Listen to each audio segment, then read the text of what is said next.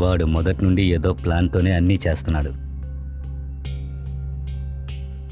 నేను ఒక నిర్ణయం తీసుకున్నాను. నేను రాజకీయాల్లోకి వెళ్తాను.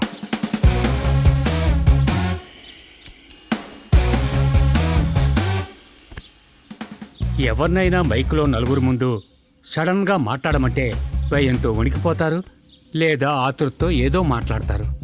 నువ్వు కూడా అలాగే మాట్లాడావనుకున్నాను. ఈ నిర్ణయం ఎందుకు తీసుకున్నావు?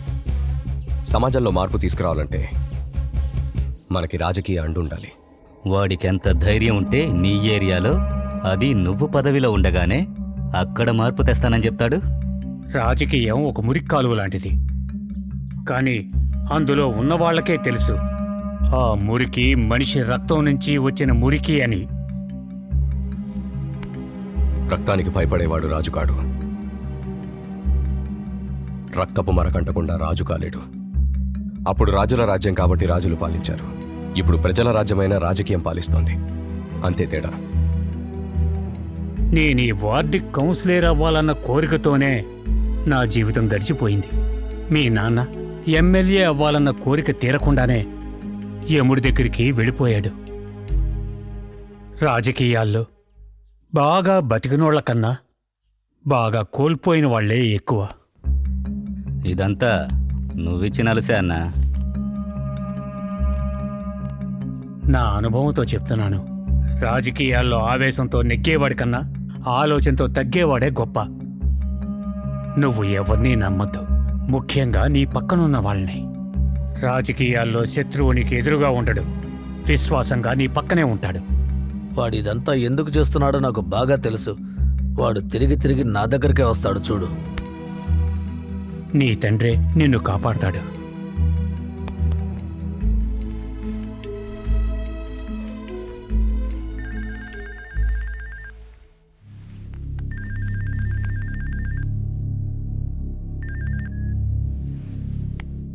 చెప్పండి అన్నా. అన్న నిన్ను కలవాలంటున్నాడు అశోక్. నువ్వు వెంటనే బయలుదేరరా. సరే అన్నా, వస్తున్నా. వస్తాడంటన్నా.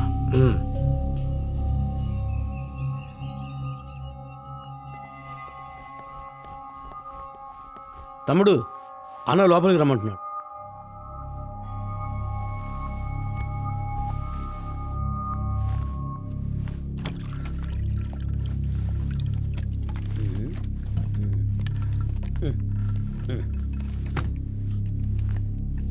అవును, అసలు ఏమనుకుంటున్నావు నువ్వు నీ గురించి?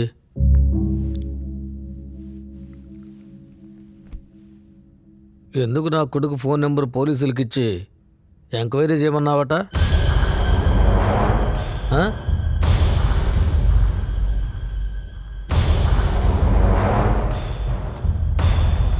నేను మీతో ఒంటరిగా మాట్లాడాలి.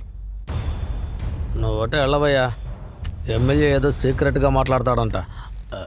సరేనా?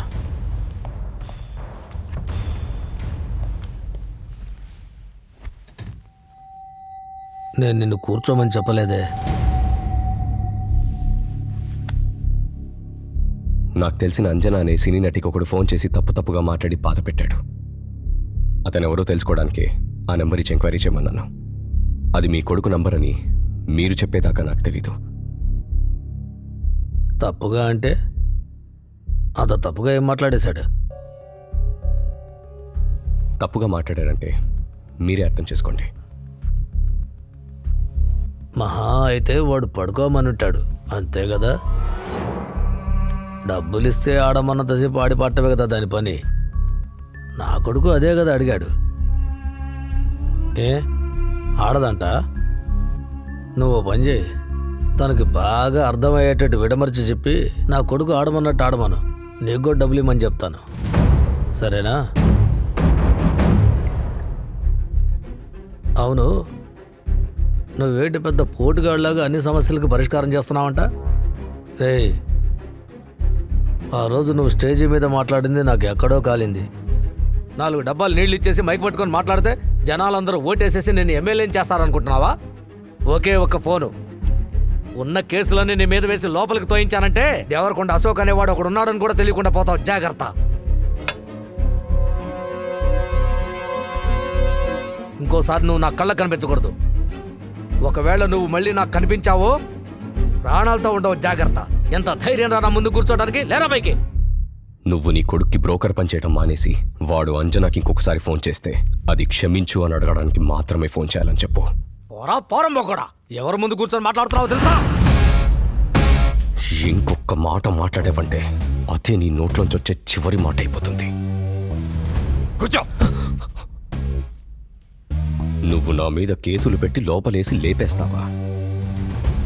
దానికంటే ముందు నేను లేపేస్తాను. మీరుగా మారితే నీకు మంచిది, నీ కొడుక్కి మంచిది.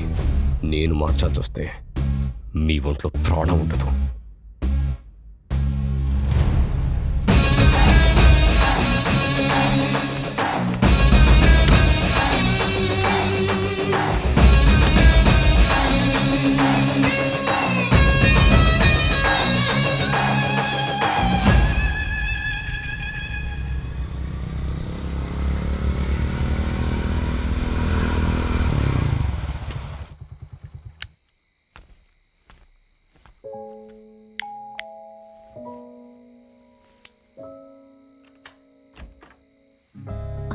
హాయ్. లోపలికి రండి.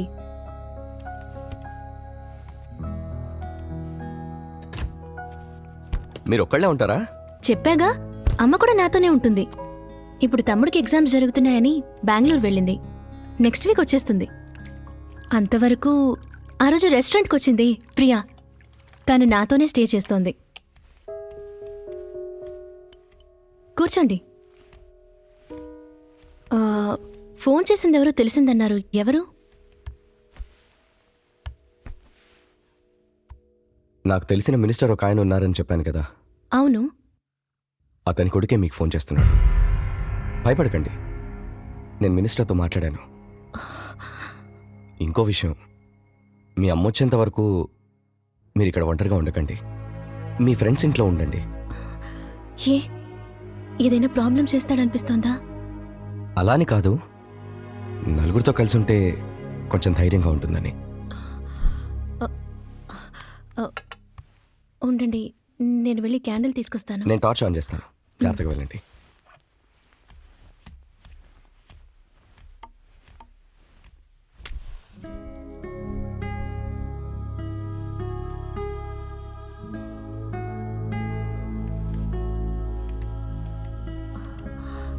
కరెంట్ వచ్చే వరకు మీరు నాతోనే ఉండండి ప్లీజ్. అలాగే. థ్యాంక్స్.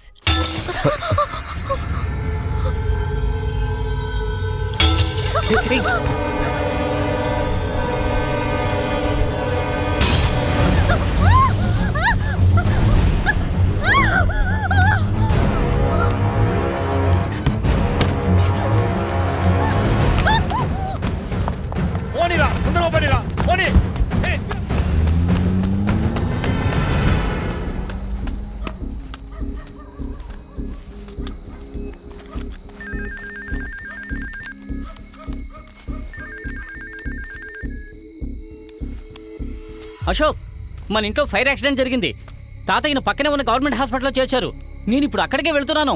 నువ్వు వెంటనే అక్కడికి వచ్చేయి. అసలు వాళ్ళెవరే? వాళ్ళెవరో నాకు తెలీదు. కొంచెం ఉంటే ప్రాణాలు పోయాయి. నువ్వు చెప్పింది నిజమేనా? పోలీసులకు ఎవరు ఫోన్ చేశారు? ఎదురింటి వాళ్ళు చేశారంట. ఒక్క నిమిషం. ఎవరు అడిగినా వచ్చింది ఎవరో, అసలు వాళ్ళు ఇలా ఎందుకు చేశారో నాకు తెలియదని చెప్పండి. అంతకన్నా ఎక్కువ మాట్లాడద్దు.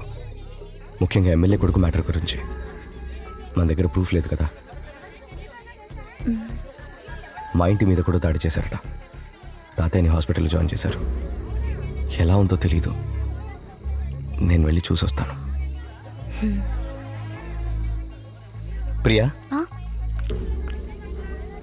అహల్య వాళ్ళ అమ్మ వచ్చేంత వరకు తన్ని మీ ఇంటికి తీసుకెళ్ళు. మీరు వెళ్ళగానే ఫోన్ చేయండి. చేస్తాను. భయపడద్దు.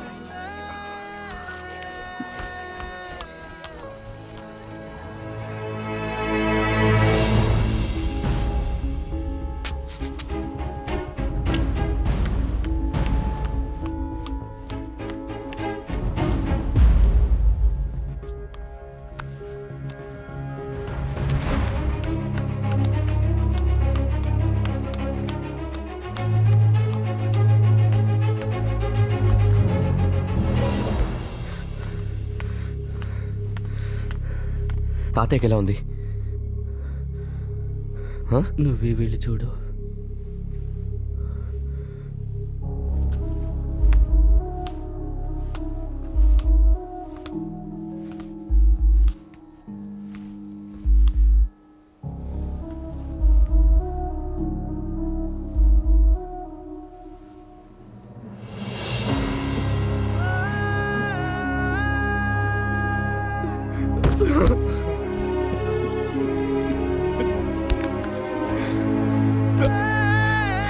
తాతయ్య